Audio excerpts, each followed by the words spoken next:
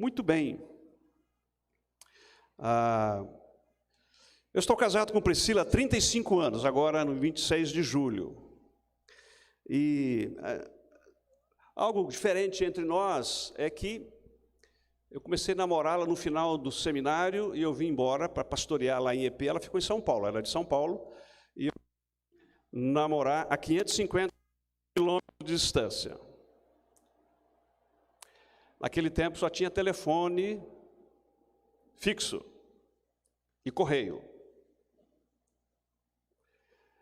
E lá em EP, pequena cidade, ali bem escondidinha, só passava um ônibus por dia que ia para São Paulo.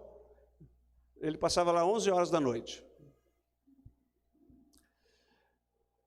E aí, então, uma vez por mês, eu pegava esse ônibus um domingo depois do culto, né, às 11 horas, viajava, amanhecia em São Paulo, passava o dia inteiro na casa da minha namorada, ali fazendo a programação, e a gente voltava, pegava o ônibus, viajava de volta e amanhecia terça-feira lá em EP. A gente fazia uma vez por mês porque era o que o dinheiro dava, né? E o telefone da casa pastoral, eu morava sozinho na casa pastoral, o telefone da casa pastoral era um telefone vermelho. Olha, muito chique, hein? Vermelho. Só que telefonar naquela época era caríssimo. Quem lembra disso? Caríssimo. A moçada aqui não sabe o que é isso. Então, depois das 8 horas era mais barato, no domingo era mais barato. Lembram disso, gente? Então eu ligava um domingo depois do culto à noite para ela, e ela me ligava no outro domingo depois do culto para mim, porque era mais barato. E a moçada da igreja sabia, ó, pessoal, vaza, todo mundo embora que eu quero ficar sozinho agora com a minha digníssima, né? E eles ficavam querendo todos ali ver como é que é esse negócio. Gente, eu estou falando de algo que tem por trás o que a gente chama de paixão. Quando você realmente está apaixonado, você faz coisas incríveis. Você anda, você faz muita coisa quando você está amando, apaixonado, e você quer ver as coisas acontecerem. E tem assunto que não dá mais. E a gente começa a entender melhor um outro. Minha esposa, ela é professora, ela escreve muito bem, vem de família que escreve, e ela era muito mais comunicativa escrevendo do que falando. Ela era muito tímida. Primeira carta dela, moçada, escuta aí, moçada, primeira carta dela tinha 14 páginas.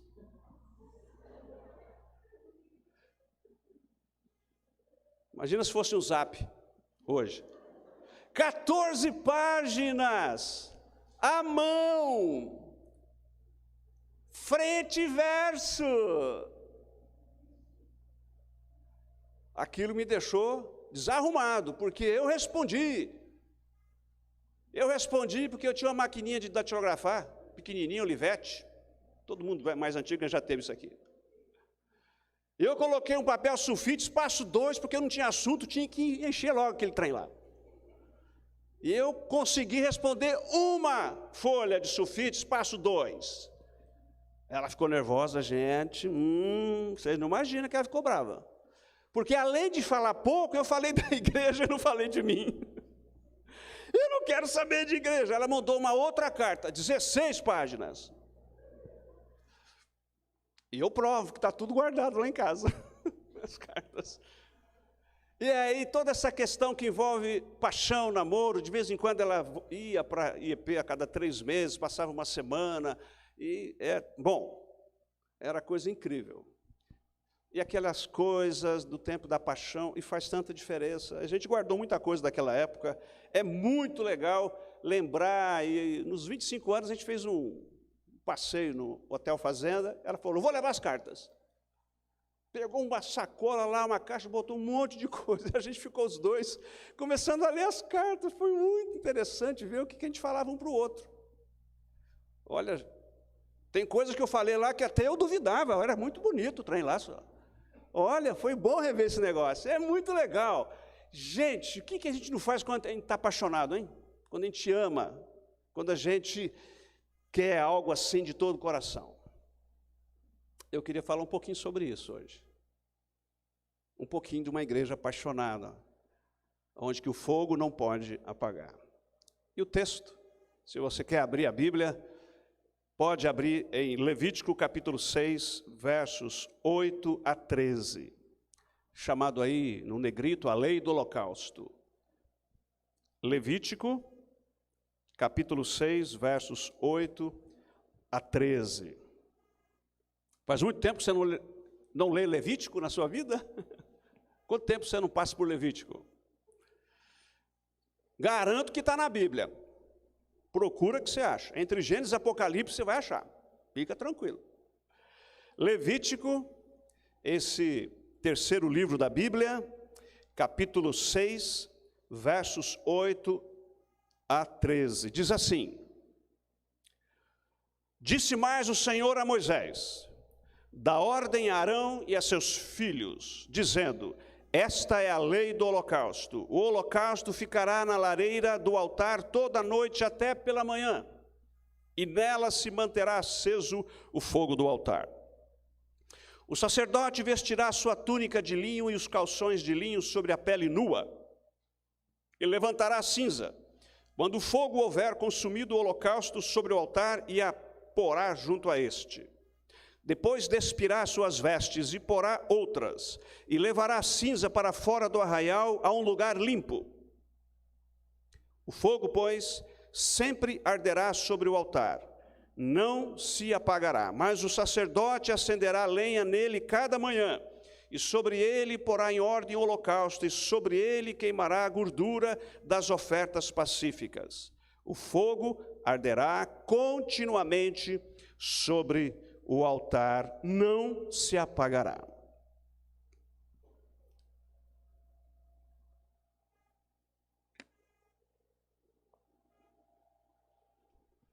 Vocês não acham muito interessante que Deus, dentro do Levítico, livro das leis, sobre o culto em Israel, ele precisou colocar uma lei escrita e dizer com clareza, em alto e bom som: o fogo não pode apagar.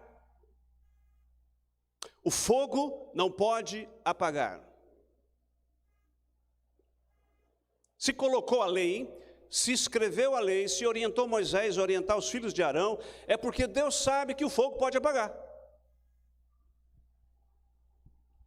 A gente sabe, compreendendo o texto, que fogo aqui dentro de Levítico tem a ver com o culto em Israel. E o culto em Israel era o centro da vida do povo de Israel e da nação de Israel. Tudo acontecia dentro do país, na vida, na família, no país, a partir do culto dentro de Israel. E Levítico organiza o culto, a adoração, a vida centrada em Deus, e todos os detalhes que envolvem o culto em Israel. E aí tem uma lei: não pode apagar o fogo. Tanto é que por 3 vezes nesse texto que nós lemos, a expressão "o fogo não se apagará" se repete. 3 vezes. Olha, na Bíblia, você já deve ter aprendido que quando Deus repete algumas coisas, Ele está chamando a nossa atenção. São recursos de linguagem das Escrituras. Assim como Jesus lá em João fala: em verdade vos digo, essa repetição. Ou quando os querubins falam: santo, santo, santo, é o Senhor dos exércitos, está chamando a atenção. E aqui por 3 vezes, em apenas alguns versos, o fogo não pode apagar. Isso é a temática deste texto. Por que isso é importante? Porque você sabe, e eu sei, todos nós sabemos, que a nossa tendência é o esfriamento, é o fogo apagar. Então você é apaixonado pela sua namorada, pela sua noiva, você casa, entra no casamento, a vida vem, e aí então o que acontece no casamento é que o fogo vai apagando. Paulo fala lá em Efésios capítulo 5, que casamento e o relacionamento de Cristo com a igreja, e também do marido com a esposa, é feito de funcional e mistério. Funcional e mistério. Funcional, lavar roupa, lavar louça, limpar a casa, trabalhar, pagar a conta e fazer um monte de coisa. Trocar a fralda de neném e aí vai. Trabalhar. É o funcional. Se você não faz, você vai pagar para alguém fazer. Alguém tem que lavar a louça, alguém tem que limpar essa casa, alguém tem que pagar a conta, alguém tem que trabalhar aqui. É função, funcional. Mas eu casei com aquela mulher, ela casou com aquele homem, tem aqueles filhos, aquela história, aquela conexão de biografias. Tem que ter algo a mais. Esse algo a mais é o mistério que Paulo fala. Esse mistério é o que dá sentido, significado para aquelas coisas funcionais, porque senão você poderia casar com qualquer homem, qualquer mulher. Se você vai casar para lavar louça, então qualquer casa serve. Para passar roupa, qualquer roupa serve. Se é para limpar a fralda de criança, qualquer criança serve. Mas o mistério, Paulo está dizendo em Efésios, o mistério traz significado, sentido, porque eu estou me ralando para trabalhar, mas porque tem uma história, uma mulher, um homem, filhos, uma família. Não é qualquer mulher, qualquer homem, qualquer filho. É ele, é ela, são eles. Estou aqui passando roupa, e passa a roupa, lava essa calça jeans encardida, esse tênis, que é coisa de louco. Não é qualquer um. Porque é ele, porque é ela. E a gente sabe, no casamento, na vida cristã, na igreja, sobra funcional, falta mistério. Esse é um dos grandes dramas da nossa vida. Como é fácil sumir com o mistério e a gente começar a fazer as coisas só no funcional. Tem que fazer, né? Muito responsável, tem que fazer, né? Tem que pagar a conta. Fazer o quê? Casei, aguenta, né? Agora tem que aguentar. Engravidou, agora aguenta. Quem pariu o Mateus com o embale. É essa coisa toda. Fazer o quê? Filho é seu, toma que o filho é seu. Ficar nesse negócio só da responsabilidade, essa coisa seca, esse deserto, esse vale seco, de um relacionamento conjugal, de um relacionamento familiar, de um trabalho chato, de uma coisa que não dá para aguentar mais, porque a gente não tem mais paixão, mistério. É isso que Paulo fala e é isso que o texto de Levítico está dizendo. Está dizendo o seguinte: Deus está preocupado que o fogo não pode apagar, porque, gente, se tem uma coisa que é muito difícil de viver nesse mundo, é viver a vida sem paixão. A coisa mais difícil no mundo é a gente viver sem paixão, naquilo que a gente faz. Levantar amanhã para trabalhar, segunda-feira, sem paixão, é complicado demais. Ir para a escola é complicado demais.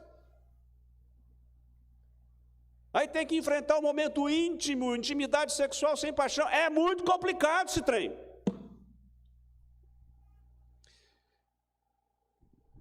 Só que isso é muito parecido com a vida com Deus. Sem paixão, não dá para sair de casa no domingo, vir aqui para participar de um culto, se eu não estou apaixonado por esse Deus. Se eu não estou no dia a dia apaixonado por esse Deus, o que eu vou fazer aqui? Não tem sentido, não tem significado nenhum. É chato pra caramba. É ruim mesmo. É negócio, tudo é ruim, tudo é reclamação. Porque o problema não é a igreja, o problema não é o culto aqui, o problema sou eu. É você. É você que não está se aguentando mais. Aí você acha que não está aguentando aqui, mas é você. Porque está seco é aqui, porque o fogo apagou aqui. Agora, o texto nos ajuda a entender um pouquinho esse negócio. Eu queria trazer aqui. Primeiro, você está vendo aqui que tem as cinzas. Está escrito no verso 10, o sacerdote vai vestir a sua túnica de linho e os calções de linho sobre a pele nua e levantará a cinza, quando o fogo houver consumido o holocausto sobre o altar. E a porá junto a este, verso 11, depois despirá suas vestes e porá outras. E levará a cinza para fora do arraial a um lugar limpo. Vamos falar de cinzas. O que são cinzas aqui nesse texto? Cinzas é o que sobra depois que o fogo fez o seu trabalho. Cinzas, lembrança de um fogo que já queimou, já foi. Cinzas, memória de um sacrifício que já aconteceu. É o que sobrou, de algo bom que já aconteceu, de um fogo que já queimou, de um momento que já foi legal, mas o que sobrou apenas foram as cinzas. É muito parecido com o irmão quando fez churrasco hoje, né? Lá na churrasqueira. O que sobra depois de churrasco lá embaixo? Cinza. Eu ainda fui criado com fogão a lenha, né? Fogão a lenha. Alguém lembra do fogão a lenha aqui? Olha, vale. Dá para vender fogão a lenha aqui, ó. Muita fogão a lenha aqui. Então, minha mãe cozinhava feijão no fogão a lenha e outras coisas lá no fogão a lenha no fundo. E a chapa, tinha o leite, um cafezinho. No frio, então, a gente ficava amontoado lá pertinho, né? De manhã, normalmente, a dona Maria, nossa vizinha, acordava mais cedo, já estava com o fogão dela aceso. O que normalmente faz o vizinho com o outro? Pega o quê? Uma tição, né? Uma brasa. Aí pegava uma brasa da vizinha para acender o fogo daqui. Era muito comum isso nas vizinhanças, né? Mas eu lembro muito bem que minha mãe, para acender o fogo de manhã, algumas casas tinham uma vassourinha de pendurada assim na parede, pequena, para tirar as cinzas, como os irmãos fazem aí na churrasqueira hoje, lá no espaço gourmet, né? Tira as cinzas. E as cinzas, no caso da minha mãe, tinham utilidade. Ela ia tratar da couve, curar o pulgão lá, matar pulgão na couve, jogar lá na... Tinha tudo, porque lá em casa é aquilo. Lá no fundo era horta, do lado era remédio caseiro e lá na frente era flor. Era assim que eram as casas, né? E lá no fundo tinha horta, tinha um monte de coisa lá que ela plantava, verdura, e a cinza era para usar lá. Fazia sabão de cinza, areava a louça, tem um monte de coisa que usava para cinza lá fora. Só que a cinza tinha que sair do fogão, porque ela trazia a tição ou uma brasa, colocava lá para os gravetos para pegar o fogo lá, e se ela não tirasse as cinzas, e normalmente quando vai, ela tem que soprar. Põe lá um pouquinho de graveto, põe a brasa acesa, né, da vizinha, e vai soprando para poder fazer. Agora, imagina, isso já aconteceu comigo, era moleque, não sabia disso, eu chegava lá e soprava a cinza. O que acontece quando você vai soprar o fogo e tem cinza lá? A cozinha enchia daquela fumaça, o leite com a nata ficava todo cinza, e tudo que estava lá no fogão cheio de cinza, aquela coisa terrível. Aí eu entendi que tinha uma vassourinha lá. Agora aprendi que tem uma vassourinha. Aí ficava olhando a mãe fazer as coisas, a gente vai aprendendo a fazer as coisas. Cinzas é uma paixão que já foi, é um fogo que já queimou, é um culto que já aconteceu, é um tempo que já passou, é um momento que não volta mais, é algo de uma boa lembrança, mas não está mais agora, já foi. E esse é um grande drama para nós, para a nossa vida espiritual, porque muitas vezes nós caminhamos querendo o sopro do Espírito, o fogo de Deus, sinais e maravilhas, acabamos de cantar na música aqui, e coisa legal, nossa, Deus manda fogo novo, uma primavera nova, uma ressurreição, e os brotos, e as plantas, e as flores novas, e uma nova era para a nossa vida, para o nosso casamento, para a nossa igreja. Mas se você não tirar cinza, se a igreja não tirar cinza, o Espírito Santo é cavalheiro. O Espírito Santo não quer ver um monte de cinza esparramada aqui, não. Ele sabe que vai fazer a maior das bagunças se ele ficar soprando. O sopro do Espírito, se não tem a cinza no lugar certo. Porque ele olha e fala, ixi, está cheio de cinza. Se eu soprar aqui, o trem vai zangar. O negócio vai ficar ruim. E nós temos que aprender a tirar as cinzas da vida, do casamento e da igreja. Vocês percebem que para mexer com cinza aqui, o sacerdote, ele tinha que trocar de roupa. Está escrito aqui que ele vai vestir a sua túnica de linho e os calções de linho. Depois você quer aprender um pouquinho mais sobre isso, vai lá para Ezequiel, lê um monte de texto lá no final de Ezequiel, que você vai entender isso aqui. Por que é calção de linho? Sobre a pele nua, e levantará a cinza, quando o fogo houver consumido o holocausto, e vai deixar a cinza junto do altar. Depois ele tira a roupa, põe a roupa normal, e vai lá para fora do arraial, e coloca a cinza lá no lugar certo. O sacerdote não poderia adorar a Deus com sinal de esforço humano. E se ele tivesse suor no corpo, o suor é símbolo de esforço humano. Então, a roupa de linho, porque ela é mais fresca, então ele não soa. Depois você lê um pouco mais, você vai ver que é muito legal entender isso aí. Por isso que ele troca de roupa. Agora, olha isso do ponto de vista do apóstolo Paulo, de Colossenses, de Efésios. O que é troca de roupa no Novo Testamento? O despir e o revestir. Trocar de roupa aqui é santificação, é santidade. Então, até para mexer com cinza, eu tenho que ter certos cuidados. Não é de qualquer jeito.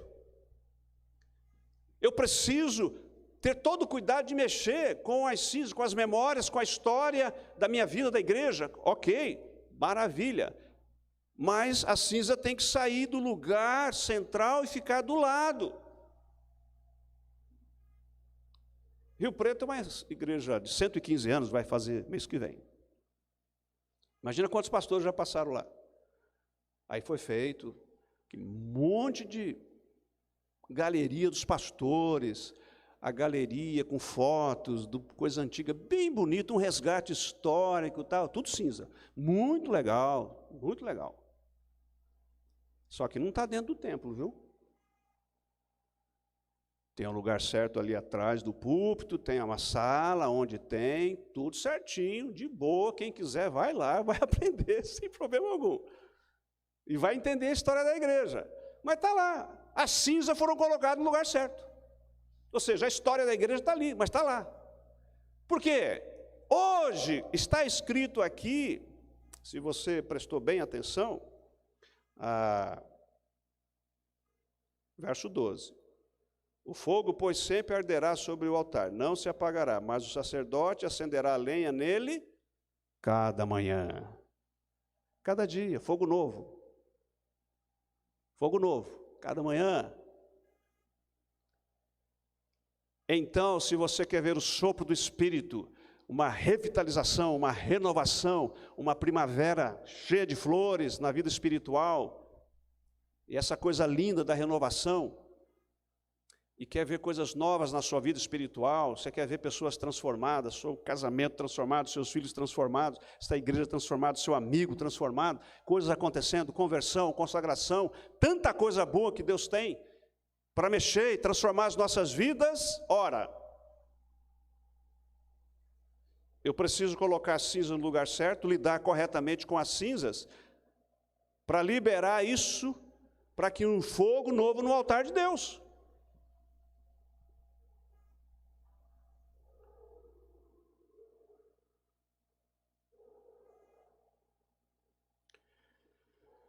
Eu sei, você sabe,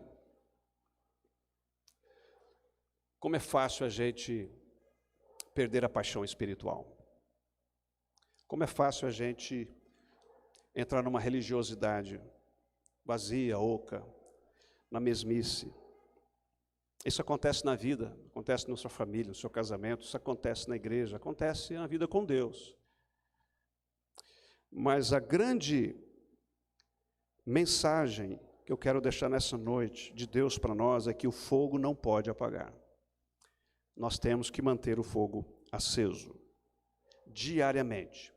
E altar fala de espiritualidade, de vida com Deus, de culto a Deus, de uma caminhada real com Deus no dia a dia. Eu pergunto para mim e para você, se a gente colocar um termômetro, né? Como é que está o fogo? Como é que está o fogo? Sua paixão por Deus? Você tem visto Deus fazer algumas coisas na sua vida aí, no seu ambiente? Porque Deus está fazendo coisas no mundo hoje. Me permite compartilhar uma experiência recente de uma menina da igreja que foi fazer treinamento da Jocum, não muito longe daqui, indo para Curitiba, uma base que tem aqui para baixo de registro, um local aí. E ela foi fazer o prático dela. 3 meses na base, 3 meses prático. É o sistema da ETED, né, da Jocum. E ela foi para o Egito com a equipe dela. Foi para Cairo, capital do Egito. Isso foi agora, mês de maio, junho, julho. Poucos meses. Eles foram trabalhar no local que tem lá no Cairo, que chama Cidade do Lixo. Cidade do Lixo é que a prefeitura lá, ela designou uma região, todos os catadores de lixo têm que morar lá, e têm que ir para lá. É muito grande aquilo.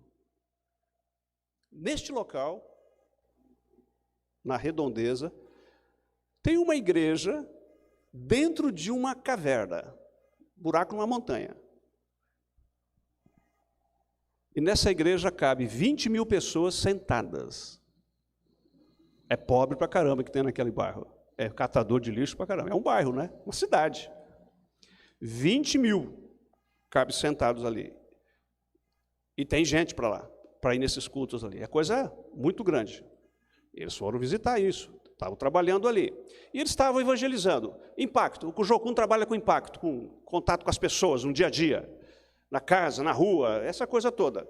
E eles contrataram um árabe ali, né, um muçulmano ali, para ser o intérprete. Todo dia. E ele não estava muito acreditando. Mas como é que vocês vão falar de Deus aqui? Como é que vocês veem Deus aqui, Deus nesse lugar? Olha só que pobreza, não sei o quê. E aquela monte de coisa tal. Ele não estava acreditando. Ele fala, que Deus, rapaz. Conversando com eles. Foram chamados para fazer uma visita numa pessoa, uma casa ali, e a equipe foi, ele foi para traduzir. Acontece que a mulher estava de cama, sem andar, 12 anos. E a equipe foi lá, evangelizou, falou de Jesus, depois fizeram uma oração, e quando acabou de orar, a mulher levanta e sai andando. Simplesmente isso. Nada de performático, né? Só apresentou o evangelho, orou e pediram a Deus para abençoar e curar aquela mulher. E a mulher levantou, e ele sabia quem era a mulher, o intérprete. E ele começou a chorar, impactar. Deus está aqui nesse lugar mesmo, rapaz, Deus existe e tal. E o rapaz ficou com o coração e aproveitaram, já levaram ele a Jesus também. E ele se converteu ali, ao ver aquele milagre. Casado, foi para casa, tinha 2 filhos. No outro dia ele voltou para trabalhar com eles, para interpretar novamente. E daí a pouco, o que aconteceu? Mais um chamado. Tem um endemoniado numa casa aí. Estão chamando vocês para orar para o endemoniado lá, o possesso por espírito maligno. Eles foram lá, quando chegou ali na casa, o pessoal da equipe da Jocum falou para ele, ó, como por causa da língua, você vai falar. Você vai entrar lá dentro e vai expulsar o demônio. Ele tremia que nem vara verde. Você está doido, rapaz? Eu não quero saber com o demônio, não. Tremendo de medo. Falou, não, você não recebeu Jesus ontem? Sim, você é filho de Deus. Você tem o Espírito Santo, você pode ir lá ter autoridade. Vai lá. Orientaram como fazer objetivamente, rapidamente, sem ficar com muitas coisas. Foi lá. Orou, deu ordem para o demônio sair. A mulher ficou livre.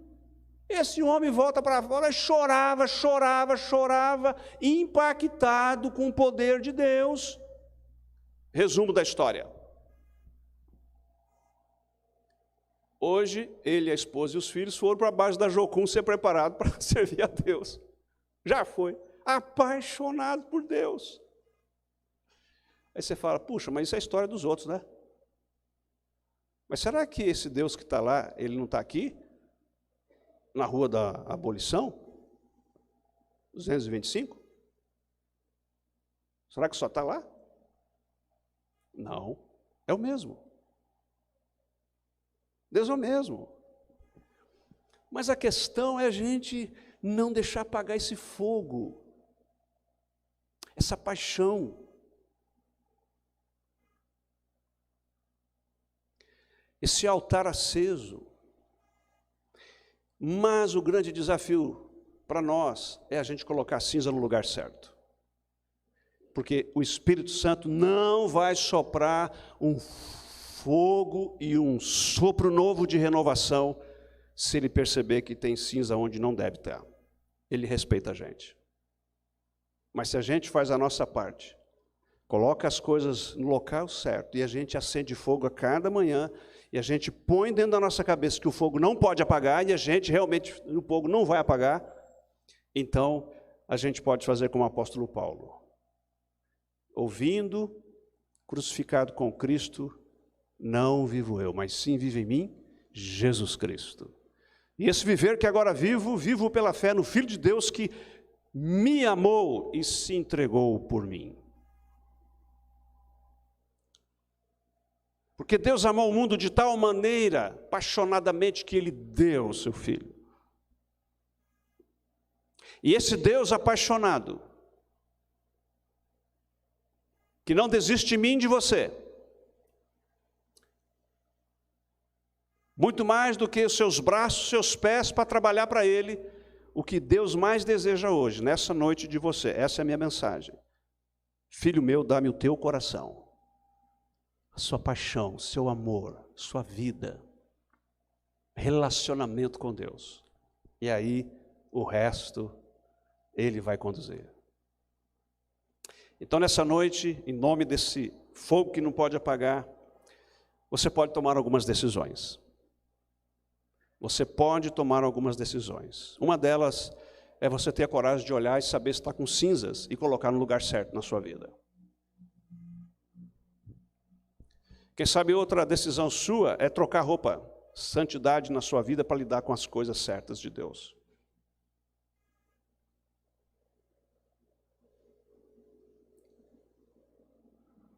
Mas você pode fazer algumas decisões importantes, simples, mas de impacto para esta semana já.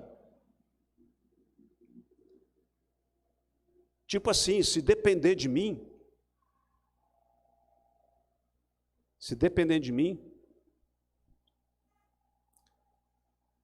essa igreja vai dar certo. Se depender de mim. Esse é um compromisso que você pode assumir aqui hoje. Se depender de mim, eu vou cuidar da minha cinza, vou cuidar do meu fogo, do meu altar, eu vou cuidar. Se depender de mim, esse negócio aqui vai dar certo. Se depender de mim, eu e minha casa serviremos ao Senhor. Se depender de mim, vou fazer minha parte. Se depender de mim, e aí eu quero deixar um desafio prático para esta semana, só esta semana até o próximo domingo. Se depender de mim, esta semana, de alguma maneira, eu vou falar para alguém que Deus a ama. Entregar uma notícia, um zap celestial. Uma mensagem, uma palavra. Eu queria dizer para você que Deus te ama. Ele quer se aproximar de você. Só entrega o recado.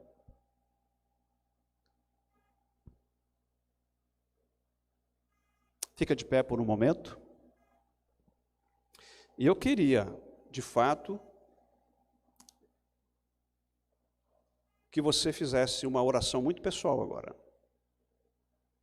Eu quero dar alguns momentos para você sozinho, sozinha, dizer: Senhor, eu quero assumir esses compromissos nesse culto agora.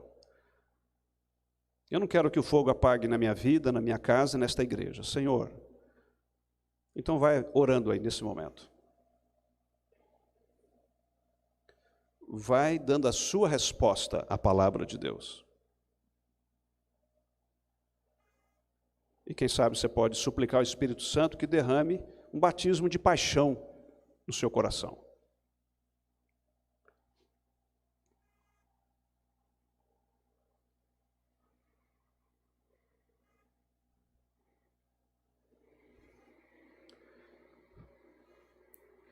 Dedique-se a Deus, entregue-se a Deus. Assuma esse compromisso com Deus.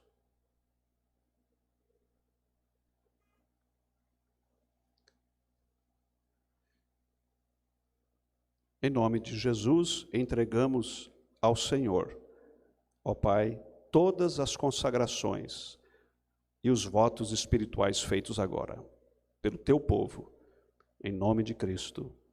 Amém.